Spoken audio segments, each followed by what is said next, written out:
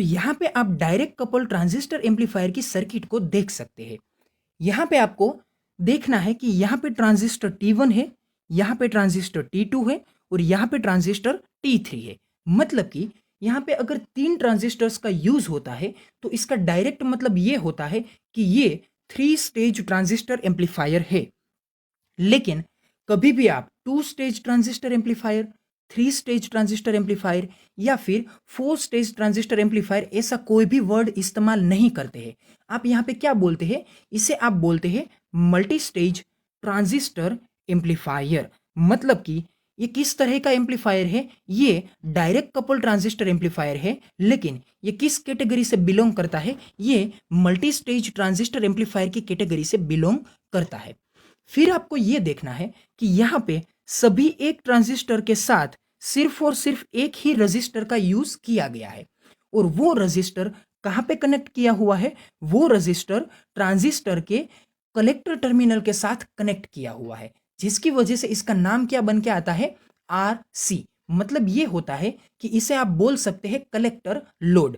यहाँ पे आप देख सकते हैं कि सभी ट्रांजिस्टर में इसे आप कह सकते हैं एमिटर टर्मिनल, इसे आप कह सकते हैं कलेक्टर टर्मिनल और इसे आप कह सकते हैं बेस टर्मिनल। मतलब कि कलेक्टर टर्मिनल के साथ जो रजिस्टर कनेक्ट होता है उसे आप क्या बोलेंगे? कलेक्टर लोड या फिर कलेक्टर रेजिस्टेंस। तो दूसरी बात यहाँ पे आपको यह मेंशन करनी थी कि सभी एक ट्रांजिस्टर के साथ सिर्फ और सिर्फ एक ही रजिस्टर कनेक्ट किया हुआ है।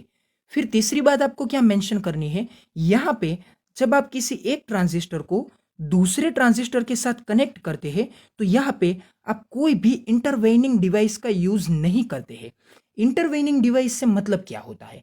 आप एक स्टेज को जब दूसरे स्टेज के साथ कनेक्ट करते हैं तो इस कनेक्शन को आइसोलेट करने के लिए, आइसोलेट का मतलब क्या होता है?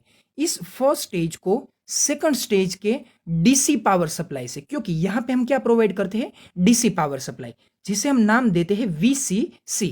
तो ये डीसी पावर सप्लाई को फर्स्ट स्टेज और सेकंड स्टेज दोनों में अलग अलग रखने के लिए आप यहाँ पे क्या करते हैं? इंटरवेनिंग डिवाइस का यूज करते हैं, जिसे हम बोलते हैं CC, कपलिंग कैपेसिटर, जो कि डीसी को ब्लॉक कर देता है और एसी को क्या करता है? पास करता है। तो यहाँ पे आप देख सकते हैं कि डायरेक्ट कपल ट्रांजिस्टर एम्पलीफायर में कोई भी इंटरवेनिंग डिवाइस यूज नहीं हुआ है, जिसकी वजह से हमने इसे क्या नाम दिया है? Direct couple transistor amplifier. फिर यहाँ पे चौथी बात आपको यह मेंशन करनी है कि यहाँ पे सर्किट में 3 स्टेजेस होने के बावजूद भी कोई भी सर्किट का कॉम्प्लेक्सिटी आपको यहाँ पे देखने को नहीं मिलता है। मतलब कि 3 स्टेज होने के बावजूद भी ये सर्किट बहुत ही कॉम्पैक्ट है। कॉम्पैक्ट का मतलब ये होता है कि यह सर्किट की साइज भी बहुत कम है और दूसरी बात यहाँ पे यूज होने वाले नंबर ऑफ कंपोनेंट भी बहुत ही कम है, क्योंकि हर एक स्टेज में आपको सिर्फ और सिर्फ 2 कंपोनेंट का ही यूज करना पड़ता है, एक है रजिस्टर और दूसरा है ट्रांजिस्टर। फिर पांचवी बात आपको ये याद रखना है कि जब भी आप कोई भी मल्टी स्टेज ट्रांजिस्टर एम्पलीफायर का यूज करते हैं तो आपको चाहे कितने भी ट्रांजिस्टर का यूज क्यों ना करना पड़े, लेकिन वो सभी ट्रांजिस्टर सिर्फ और सिर्फ एक ही तरह के होने चाहिए। मतलब कि अगर आप यहाँ पे बीजेटी ट्रांजिस्टर का यूज करते हैं तो वो बीजेटी ट्रांजिस्टर हर बार सिर्फ एक ही टाइप का होना चाहिए। मतलब कि आप ये एग्जांपल ले सकते हैं कि ये BC547 है या फिर BC548 है। मतलब कि आपको ये तीनों ट्रांजिस्टर सिर्फ और सिर्फ एक ही तरह के यूज करने हैं। तो ये 5 बात को आपको अच्छी तरह से मेंशन करवाने के बाद मैं आगे बढ़ता हूं इस डायरेक्ट कपल ट्रांजिस्टर एम्पलीफायर की सबसे इंपॉर्टेंट टर्म के बारे में।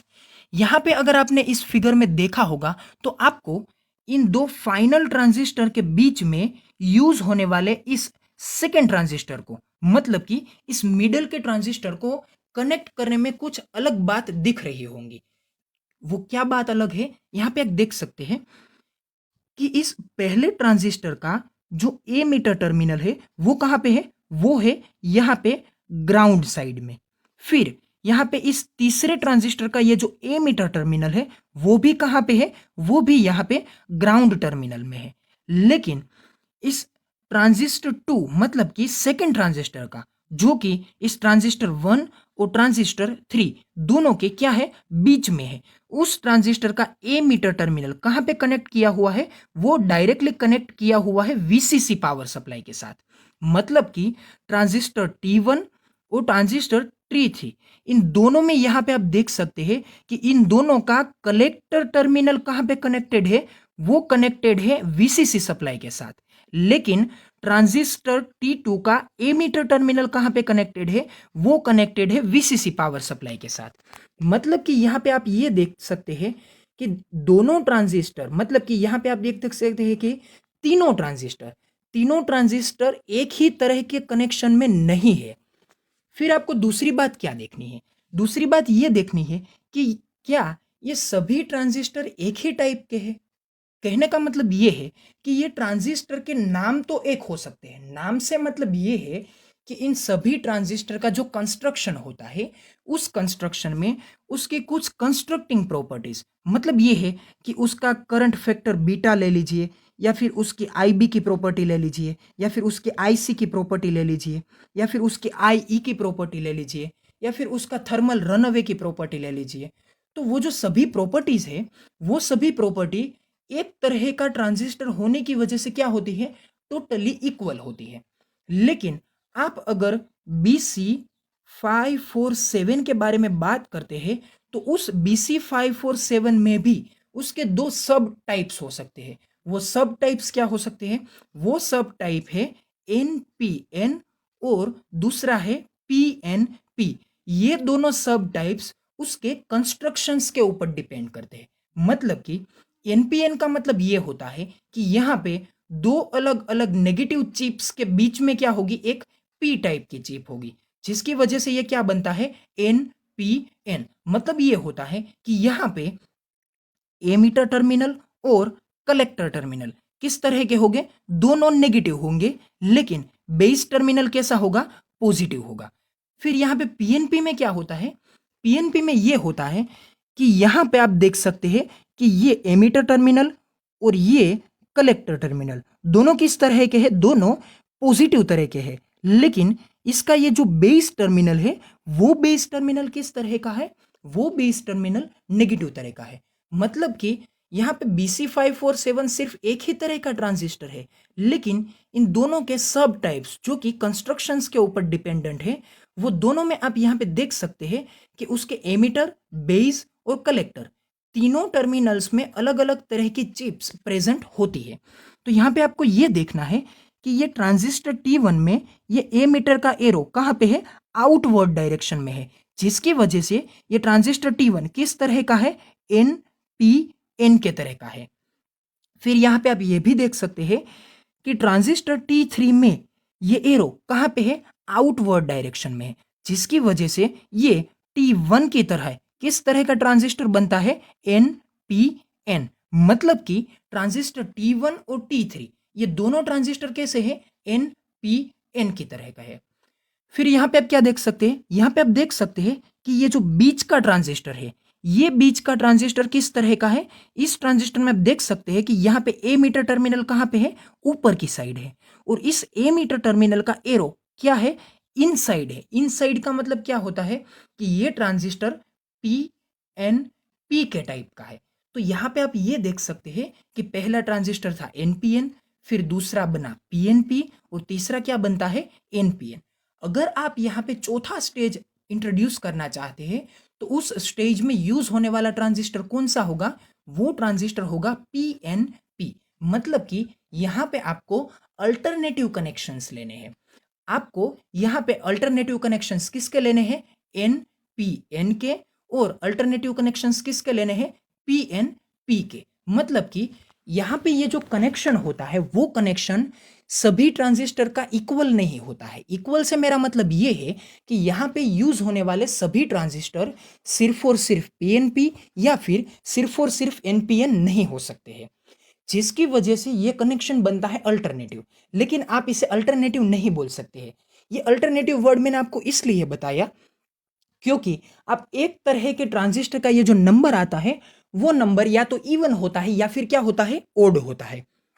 या आप यहाँ पे देख सकते हैं कि पहला ट्रांजिस्टर, तीसरा ट्रांजिस्टर और आगे आने वाला पांचवा ट्रांजिस्टर कैसा होगा, एनपीएन, मतलब कि ओड नंबर के सभी ट्रांजिस्टर्स कैसे बने, एनपीएन बने। और ये दूसरा ट्रांजिस्टर, फिर आगे आने वाला चौथा ट्रांजिस्टर, और फिर उसके आगे आने वाला छठा ट्रांजिस्टर, ये किस तरह के होने वाले हैं, ये सभी पीएनपी की तरह के होने वाले हैं। जिसकी वजह से आप यहाँ पे देख सकते हैं कि इवन नंबर के सभी ट्रांजिस्टर कैसे बनेंगे, पीएनपी टाइप के बनेंगे। तो कहने का मतलब ये था कि ओड नंबर के एक टाइप के ट्रांजिस्टर बनेंगे, इवन नंबर के भी कुछ अलग तरह के ट्रांजिस्टर बनेंगे। इसकी वजह से इस कनेक्शन को आप क्या बोल सकते हैं, कॉम्प्लीमेंटरी कनेक्शन बोल सकते हैं। मैं फिर से आपको रिपीट करके ये वर्ड बताता हूं कि जब भी आप NPN back to back PNP back to back NPN इस तरह का अल्टरनेटिव कनेक्शन यूज करते हैं, तो इस कनेक्शन को आप क्या बोलते हैं, कॉम्प्लीमेंटरी कनेक्शन। तो ये जो डायरेक्ट कपल एम्पलीफायर में जो सबसे इंपॉर्टेंट पॉइंट जो कि आपको मेंशन करना पड़ता है, वो पॉइंट ये है कि यहां पे यूज होने वाला कनेक्शन सभी ट्रांजिस्टर के बीच में कौन सा है, कॉम्प्लीमेंटरी कनेक्शन है। अब मैं आपको ये बताता हूं कि यहाँ पे एनपीएन और पीएनपी इस तरह का अलग अलग ट्रांजिस्टर को यूज करने का रीजन क्या है, इसकी वजह से हमें सर्किट में क्या बेनिफिट मिलता है। तो यहाँ पे हम ये देखेंगे कि कंसीडर कीजिए कि ये जो हमारा ट्रांजिस्टर T1 है, ये कौन से टाइप का है, एनपीएन। तो यहाँ पे क्या आएगा, नेगेटिव चिप, यहाँ पे आएगी पॉजिटिव चिप, और ये कौन सी चिप होगी, नेगेटिव चिप। फिर ट्रांजिस्टर T2 में क्या होगा, ये जो एमिटर टर्मिनल है वो कैसा होगा, पॉजिटिव, बेस टर्मिनल कैसा होगा, नेगेटिव, और इसका ये कलेक्टर टर्मिनल कैसा होगा, नेगेटिव। और दूसरी बात आपको ये याद रखनी है कि ये जो बीच का ट्रांजिस्टर है, इस बीच के ट्रांजिस्टर में कलेक्टर टर्मिनल कहाँ पे है, नीचे है, जिसकी वजह से ये कलेक्टर लोड जो कि ट्रांजिस्टर T1 और T3 दोनों में अपर साइड में था, वो ट्रांजिस्टर T2 में कहाँ पे आ गया, लोअर साइड में आ गया। मतलब कि यहाँ पे जो एक उसका प्रिंसिपल है या फिर उसका एक जो रूल्स और रेगुलेशन प्रिपेयर हुआ है कि आपको हर बार कलेक्टर लोड को ऑलवेज कलेक्टर के साथ ही कनेक्ट करना है, तो ये हमेशा यहाँ पे क्या होता है, फॉलो होता है। जिसकी वजह से आप हमेशा कलेक्टर लोड को कहाँ पे यूज करते हैं, हमेशा कलेक्टर टर्मिनल के साथ यूज करते हैं। फिर उसके साथ साथ इसका दूसरा जो एक रूल्स रेगुलेशन है वो क्या है कि आपको हमेशा आउटपुट कहाँ से लेना है, आउटपुट हर बार आपको कलेक्टर टर्मिनल के पास से ही लेना है। जिसकी वजह से होता क्या है कि ये ट्रांजिस्टर T1 का जो आउटपुट है वो कहाँ से लिया गया, कलेक्टर टर्मिनल के पास से लिया गया, और उसे इनपुट में कहाँ पे दिया गया, ट्रांजिस्टर T2 के बेस में दिया गया। फिर ट्रांजिस्टर T2 के कलेक्टर टर्मिनल्स में इसमें आउटपुट क्या होता है, बाहर आता है। तो वो आउटपुट कहाँ से लिया गया, यहाँ पे नीचे के कलेक्टर टर्मिनल्स में से लिया गया, और इस आउटपुट को कहाँ पे दिया गया, इस आउटपुट को ट्रांजिस्टर T3 के बेस में दिया गया। मतलब कि दो रूल्स और रेगुलेशन को यहाँ पे क्या करना पड़ता है, माइंड करना पड़ता है कि यहाँ पे जो ये यूज होता है कलेक्टर टर्मिनल का आउटपुट, और दूसरा यूज होता है कलेक्टर टर्मिनल का रजिस्टर, जिसे आप बोलते हैं कलेक्टर लोड। दोनों को आपको अच्छी तरह से मेंशन करना है, क्योंकि आउटपुट जब आप कलेक्टर लोड के पास से लेंगे तो ही आपको वो आउटपुट अच्छी तरह से मिल सकता है, क्योंकि एमीटर के पास से आपको आउटपुट नहीं मिल सकता है। तो बात हम यहाँ पे ये कर रहे थे कि एनपीएन और पीएनपी के इस बैक टू बैक कनेक्शन का राज क्या है। तो यहाँ पे हमने देखा था कि ये एन है, ये पी है, और क्या है, एन है। फिर यहाँ पे T2 में क्या बनता है, ये पी है, बेस टर्मिनल बनता है एन, और फिर ये कलेक्टर टर्मिनल बनता है पॉजिटिव। फिर T3 में क्या होता है, ये बनता है एन, ये पी, और ये क्या बन गया, एन। तो यहाँ पे आप देख सकते हैं कि ट्रांजिस्टर T1 का ये जो कलेक्टर टर्मिनल है वो किस तरह का है, नेगेटिव, और उसी वक्त ट्रांजिस्टर T2 का ये जो बेस टर्मिनल है वो कौन सा है, नेगेटिव है। मतलब कि यहाँ पे नेगेटिव नेगेटिव क्या हो जाते हैं, मैचिंग में आ जाते हैं। फिर क्या होता है, यहाँ पे आप देख सकते हैं कि ट्रांजिस्टर T3 का ये जो बेस टर्मिनल है वो किस तरह का है, पॉजिटिव तरह का है। और यहाँ पे आप ये भी देख सकते हैं कि ट्रांजिस्टर T2 का ये जो कलेक्टर टर्मिनल है वो किस तरह का है, वो है पॉजिटिव तरह का। जिसकी वजह से यहां पे भी क्या हो गया कि T2 और T3 का बेस और कलेक्टर क्या हो गया, मैचिंग में आ गया according to type of chip. फिर यहां पे आगे भी क्या हो गया, T1 और T2 का भी कलेक्टर और बेस दोनों यहां पे क्या आ गया, मैचिंग में आ गया, जिसकी वजह से इन दोनों चिप्स का टाइप क्या बन गया, नेगेटिव नेगेटिव। तो इसका बेनिफिट क्या है, अगर आप एक टर्मिनल को नेगेटिव यूज करते हैं और अगर दूसरे टर्मिनल को पॉजिटिव यूज करते हैं तो क्या होता है। यहां पे आप देख सकते हैं कि नेगेटिव टर्मिनल में क्या होते हैं, इलेक्ट्रॉन्स होते हैं। पॉजिटिव टर्मिनल में क्या होते हैं, होल्स होते हैं। तो मतलब ये होता है कि नेगेटिव टर्मिनल्स में से प्रोड्यूस होने वाले इलेक्ट्रॉन्स बहुत ही ज्यादा मोशंस में से किस तरफ वो प्रोपेगेट हो जाते हैं, पॉजिटिव की ओर प्रोपेगेट हो जाते हैं। लेकिन ये होने का रीजन क्या था, ये रीजन इसलिए डेवलप हुआ क्योंकि इन दोनों के बीच में पोलैरिटी का डिफरेंस है। लेकिन अगर इन दोनों के बीच में कोई पोलैरिटी का डिफरेंस नहीं होता है तो क्या होता है, यहाँ पे करंट बहुत ही ज्यादा तरह से एक्सेलरेट नहीं होता है, जिसकी वजह से यहाँ पे करंट किसी एक सर्किट में से निकल के दूसरी सर्किट के ओर बहुत ही ज्यादा स्पीड से या फिर एक साथ में प्रोपेगेट नहीं होता है। इसकी वजह से हमें बेनिफिट ये होता है कि कभी कभी अगर इस सर्किट के ऊपर थर्मल रन अवे देखने को मिलता है। थर्मल रन अवे का मीनिंग क्या होता है, जब भी एटमॉस्फेयर का टेम्परेचर आपकी सर्किट के ऊपर एक्ट करता है तो सर्किट में क्या होता है, कलेक्टर में अचानक बहुत ही ज्यादा करंट प्रोड्यूस होने लगता है और वो करंट डायरेक्टली किसके ओर प्रोपेगेट होता है, वो आगे के स्टेज की ओर क्या होता है, प्रोपेगेट होने लगता है। जिसकी वजह से यहां पे और यहां पे मतलब कि पहले स्टेज में और दूसरे स्टेज में कलेक्टर करंट का क्या हो गया, प्रोपेगेशन बहुत ही ज्यादा हो गया।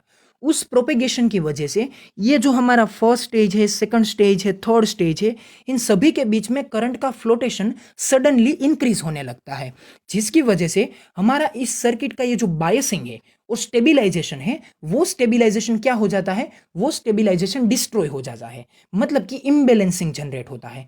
तो इस इम्बैलेंसिंग को दूर करने के लिए आपको क्या करना पड़ता है, यहां पे आपको कलेक्टर टर्मिनल और बेस टर्मिनल इन दोनों के बीच में इस तरह से ये जो डेवलप होने वाला पोलैरिटी का डिफरेंस है, उस डिफरेंस को क्या करना पड़ता है, दूर करना पड़ता है। जिसकी वजह से ये करंट पहले स्टेज में से दूसरे स्टेज में जाने से क्या हो जाता है, रुक जाता है। जिसकी वजह से क्या होता है कि ये करंट पूरी सर्किट में फेल कर इस सर्किट के स्टेबिलाईजेशन को डिक्रीज नहीं करता है और इस सर्किट का स्टेबिलाईजेशन मेंटेन रहता है। तो आई होप कि ये जो सभी कंस्ट्रक्शंस के अलग अलग टॉपिक्स थे, इस सर्किट के बारे में जो भी टॉपिक्स आपको याद रखने थे वो मैंने आपको बता दिए हैं। वो सभी टॉपिक आपको अच्छी तरह से समझ में आ गए होंगे। मैं आपको इन सभी टॉपिक्स का क्विक रिवीजन करा देता हूँ। पहले हमने ये बात की थी कि ये जो सर्किट है, इस सर्किट में 3 ट्रांजिस्टर का यूज हुआ है, जिसकी वजह से ये सर्किट कैसी है, मल्टी स्टेज ट्रांजिस्टर एम्पलीफायर। यहाँ पे यूज होने वाले ट्रांजिस्टर में बहुत ही एक अच्छी तरह से कनेक्शन मिलता है। वो कनेक्शन है अल्टरनेटिव टाइप्स का, मतलब कि यहाँ पे ओड नंबर में यूज होने वाले ट्रांजिस्टर एक तरह के होंगे, जबकि इवन नंबर में यूज होने वाले ट्रांजिस्टर कुछ एक अलग टाइप के होंगे। जिसकी वजह से ये बनने वाला कंस्ट्रक्शन किस तरह का बनता है, ये बनता है कॉम्प्लीमेंटरी कनेक्शन। फिर यहाँ पे आप ये भी देख सकते हैं कि ये सर्किट बहुत ही कॉम्पैक्ट है। कॉम्पैक्ट से मेरा मतलब ये है कि यहाँ पे बहुत ही कम कंपोनेंट्स का यूज होता है, जिसकी वजह से इस कंपोनेंट्स को हैंडल करना हमारे लिए बहुत ही अच्छा साबित होता है। फिर तीसरी बात हमारे लिए याद रखनी ये साबित होती है कि ये जो सर्किट है, उस सर्किट में कोई भी इंटरवेनिंग डिवाइस का यूज नहीं होता है। मतलब कि यहाँ पे कोई भी कंपोनेंट ऐसा नहीं है जो कंपोनेंट दो अलग अलग स्टेजेस को एक दूसरे के साथ क्या करता है, कनेक्ट करता है। जिसकी वजह से आप यहाँ पे क्या यूज करते हैं, डायरेक्ट कपलिंग का यूज करते हैं और इसकी वजह से ही इसका नाम क्या बना है, डायरेक्ट कपल्ड ट्रांजिस्टर एम्पलीफायर।